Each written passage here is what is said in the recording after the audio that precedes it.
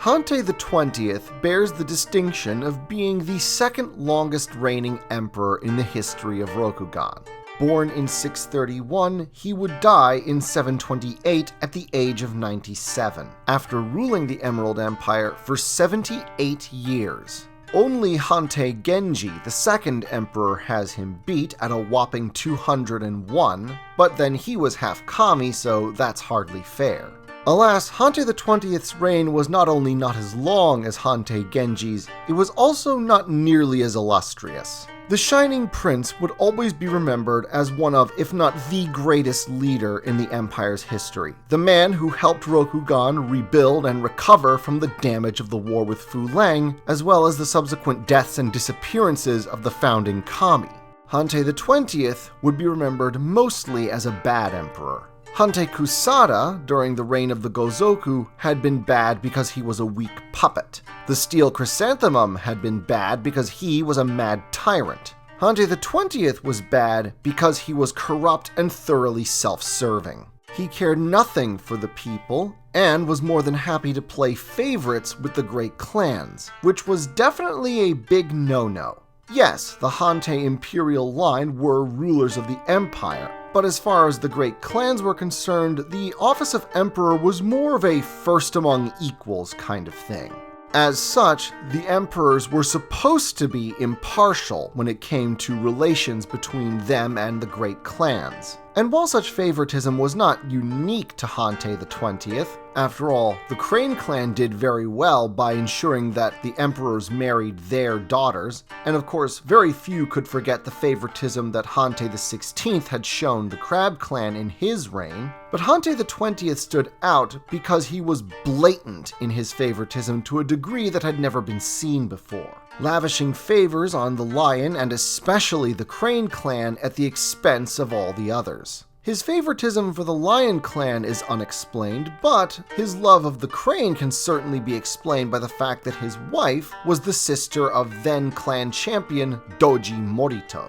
In fact, the emperor favored the Crane clan so much that the other great political forces within the court, the Scorpion clan and the Otomo family of the imperial house, were utterly neglected. The Otomo family did have one saving grace in the form of the new emperor's young sister, Otomo Madoko. Only 10 years old when her brother assumed the throne and she performed the ritual of abdication, Madoko proved very clever and grew up to be a skilled nakodo within the Otomo family. A nakodo served as a go-between for noble families, usually negotiating with the family of the bride on behalf of the groom.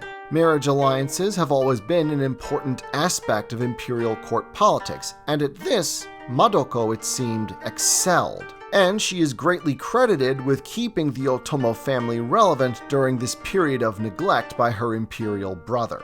Of course, in a reign as long as Hante the 20th, things are bound to happen. But of these, only one event, one very early in his reign, would have him directly involved in it: the Great Famine and the subsequent conflict known as the Rice War. As such, this video will focus on events leading up to the famine, as well as a few that happened during the conflict but are not directly related to it. The first, happening 1 year after Hante the 20th's accession to the throne, was a conflict among the Nezumi known as the War of the Lost Pups. One day, while scouting through the wilderness of the Shadowlands, a scouting party from the Squeaky Eyeball tribe discovered 2 dead Nezumi and 4 newly born pups, who had somehow survived their parents' death at the hands of goblins by hiding under their bodies. The body of the father of the pups was recognized as a former member of the Squeaky Eyeball, who'd been exiled for the crime of hoarding food. Thus, the Squeaky Eyeball tribe adopted the 4 as their own. Things got complicated, however, when the chieftain of the Squeaky Eyeball received a message from the chieftain of the Tattered Ear tribe. It turns out that the mother of the dead pups had been an exile of the Tattered Ear, and so the Tattered Ear now laid claim to the pups themselves. The chieftain of the Squeaky Eyeball refused, and so began the War of Lost Pups. Though calling it a war might be a bit of an exaggeration, as the conflict consisted mostly of scout parties fighting each other, lasted all of 2 months, and according to the official sources, only dozens of Nezumi died. The sorry event was brought to a close thanks to diplomatic intervention by the Hiruma family, and at last convinced the two tribes to split the difference. 2 pups remained with the squeaky eyeball, 2 went to the tattered ear. In years to come, as the 4 siblings grew to adulthood, they would work to heal the breach between the 2 tribes, and 2 of these, Ochikir of the tattered ear and Minkir of the squeaky eyeball, would go on to join the ranks of the Transcendent. The next event of note occurred in 657, when a pirate gang known as the Sea Dragons launched a surprise attack on Clearwater Village, the Crab Clan's most important commercial hub. Their attempt to burn the Crab fleet at anchor ultimately failed, but still resulted in great damage to the dockside facilities. To ensure that such a thing never happened again, the greatest Shugenja of the Kuni family employed earth magic to create a series of coral reefs surrounding the bay of Clearwater Village, the so-called Kuni Reefs.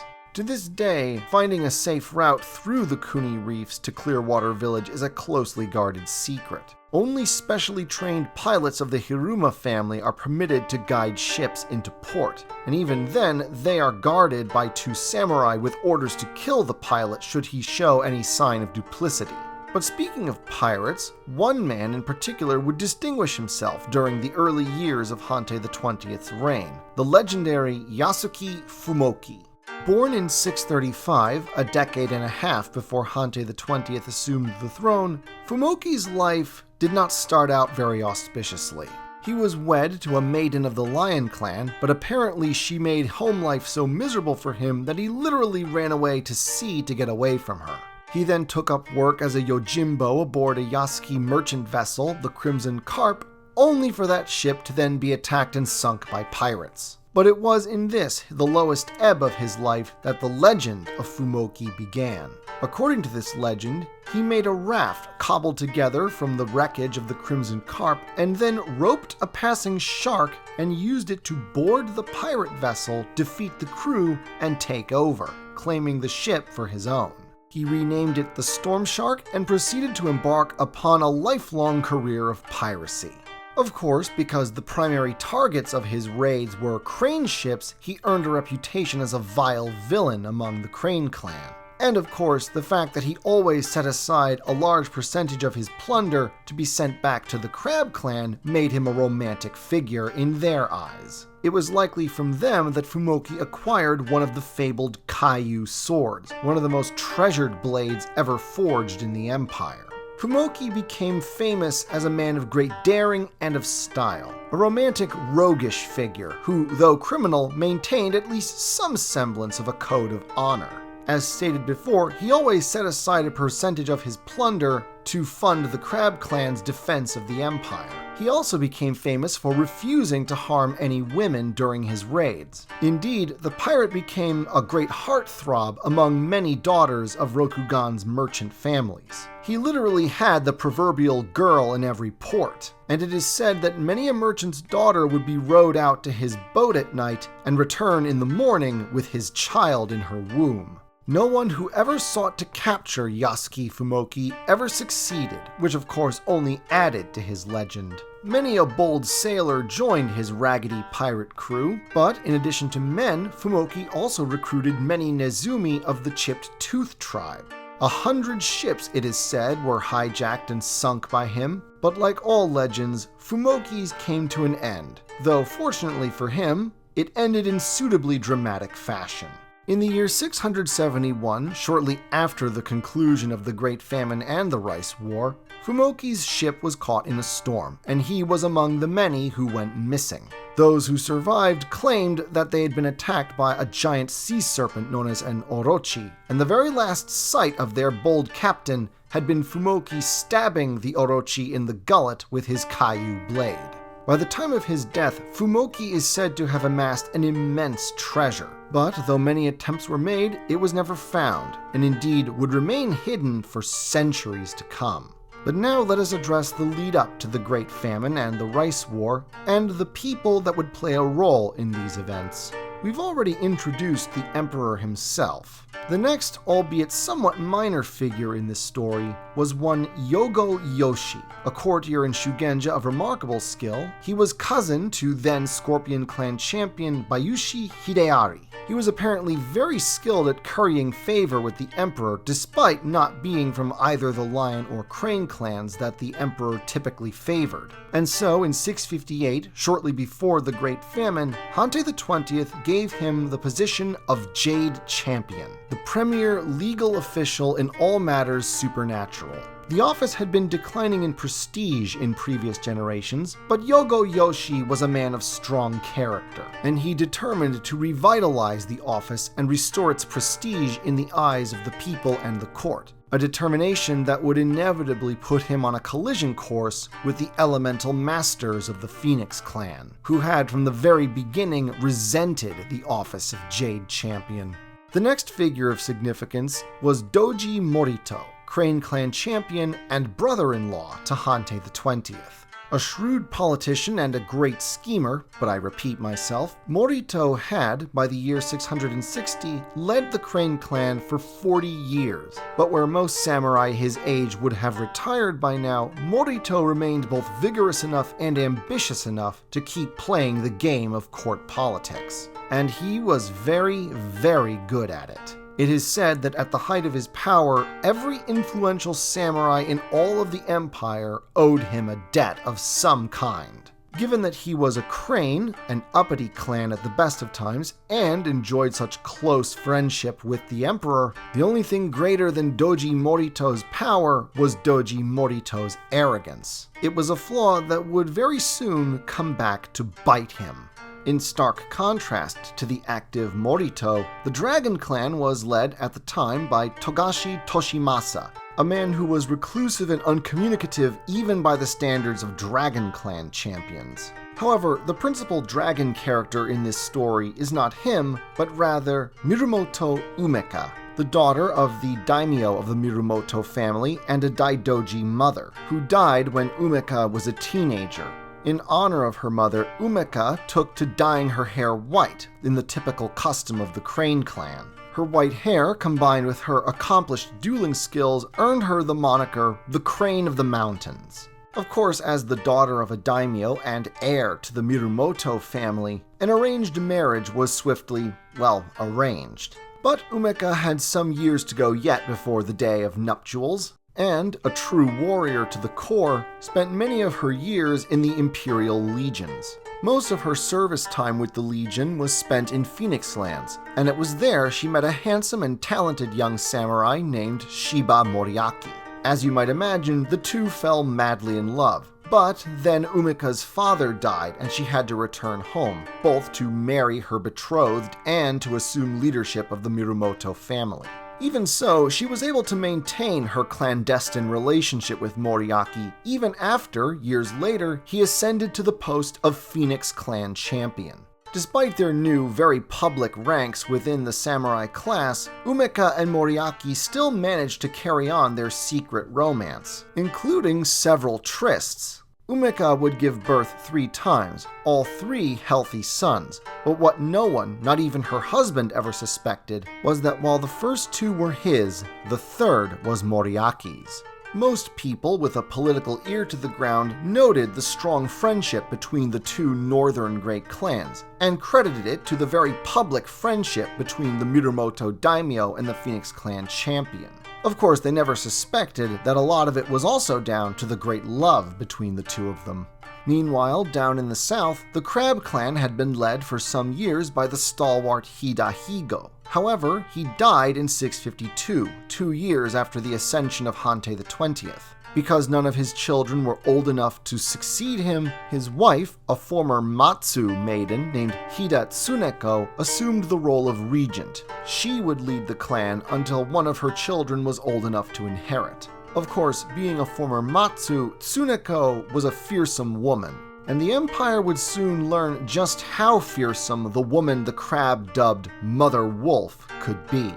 Speaking of the Lion Clan, they had been ruled for the last several years by a relentless warmongering man by the name of Akodo Akihisa, And while the Lion Clan was greatly favored by Hante the 20th, not as much as the Crane, but still more so than the others, most everybody else in the Empire regarded the Lion and its leader with disdain and even hatred, mainly thanks to Akihisa's tendency to use even the smallest, pettiest excuse to wage war on his neighbors. But it wasn't just that. After all, there had been plenty of bellicose Lion Clan champions in the past. It was also because Akihisa engaged in behavior that, especially for the Lion Clan, was particularly dishonorable, namely his constant use of scorched earth tactics. He never accepted a surrender, and whenever he captured a village or a castle, he always burnt it to the ground and executed everyone, peasants and samurai alike. Akihisa had had 2 natural-born sons, but the elder had died of a fever, and so the second, Akodo Masahisa, had been named his heir. But the Lion Clan champion had a 3rd son, an adopted one, a man who would one day go on to carve his name into the legend of the Empire. Kenburo had started out his life as a ronin, the son of a crab samurai and an outcast drunken samurai ko of unknown heritage. Evidently, there was little love lost between mother and son, for when he was 14, Kenburo had run away from his mother, taking with him her sword, an unusually large and somewhat crude-looking katana named the Ogre's Knife. In many ways, Kenburo was a thug, short-tempered and eager to pick fights. And that's precisely what he did. He went around the Empire from dojo to dojo, issuing challenges. And, to the surprise of many, despite his lack of formal training, he won far more duels than he lost. At the age of 19, he hired himself out to the Lion Clan as a mercenary. And, thanks to the bellicose nature of Akodo Akihisa, Kenburo saw a lot of action. And then, his moment came. During a campaign against the Crane clan, the enemy sent a Kenshinzen, one of the greatest duelists of the Kakita family, to challenge Akodo Akihisa to a duel to the death. Kenburo then stood forward and offered to accept the challenge on his employer's behalf. Akihisa accepted, and Kenburo proceeded to kill the Crane duelist. The Lion champion was so impressed by Kenburo that he appointed him personal champion, and after the campaign did the unprecedented and adopted Kenburo as his son. Shortly after this adoption, a monk decided to build a shrine to Jizo, Fortune of Mercy, outside of Akihisa's estate. The Lion champion decided to interpret that as an insult and had the monk executed. 1 year after this, the Daidoji launched a massive raid into Lion lands, leveling the settlement of Tonfa Jutsen. For the first time, Akihisa witnessed the suffering that he had spent his entire life inflicting upon others. This so affected him that he decided to retire, passing leadership of the clan to Masahisa and moving to a monastery in the foothills of the Dragon Mountains under the new name Rojin. Shortly after Rojin's retirement, the office of Emerald Champion became vacant. Masahisa, now Lion Clan champion, encouraged his adopted brother Kenburo to enter the contest, both to win prestige for the Lion Clan and in the hopes that this might discourage any potential rivalry between the former Ronin and himself. In the end, Kenburo won the tournament, becoming Emerald Champion after besting the skilled Crane duelist Kakita Taki. And apparently his encounter with the lion warrior shook Taki, for he would later say to his wife of Kenburo, quote, "To stare into that monster's eyes is to have Jigoku stare back at you." It proved a prophetic statement, for Kenburo would be one of the more proactive and ruthless Emerald champions, unleashing the Emerald Legions against anyone whom Hante the 20th happened to dislike, which of course naturally made him one of the Emperor's favorites, while simultaneously earning a hated reputation among the rest of the Empire as the Emerald Butcher.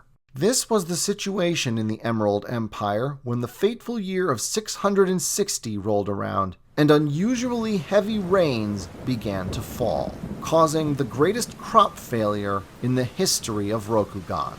The Great Famine was about to begin. It is the Sengoku Jidai. Besieged and surrounded by his enemies, a lord pays a group of men to see his only child to safety. But do they have the skill to ensure her safety? And can they even be trusted? For this is an age of honor and treachery, of blood and valor, of gold and steel. Now available at Amazon, Smashwords, and at studiobrainstorm.net. Links in the description.